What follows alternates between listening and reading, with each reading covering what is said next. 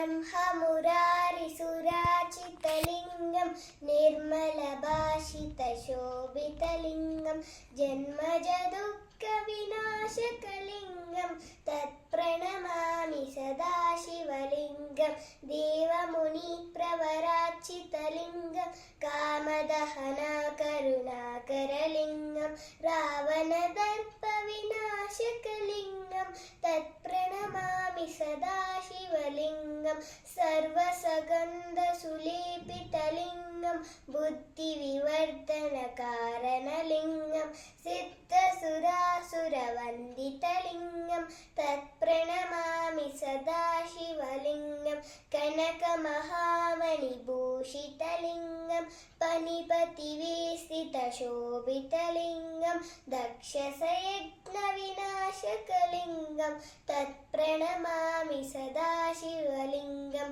कुङ्कुमचन्दनलेपितलिङ्गं पङ्कजहारसुशोभितलिङ्गं सञ्चितपापविनाशकलिङ्गं तत्प्रणमामि सदाशिवलिङ्गं देवगणार्चितसेवितलिङ्गं भावैर्भक्तिविरेवचलिङ्गं दिनकरकोटिप्रभाकरलिङ्गं तत्प्रणमामि सदाशिवलिङ्गम् अष्टदलोपरिवेष्टितलिङ्गं सर्वसमुद्भवकारणलिङ्गम् अष्टदरिद्रविनाशकलिङ्गं तत्प्रणमामि सदाशिवलिङ्गं सुरगुरुसुरवरपूजितलिङ्गं सुरवनपुष्पसदाचितलिङ्गं परमपरं परमात्मकलिङ्गं तत्प्रणमामि सदाशिवलिङ्गं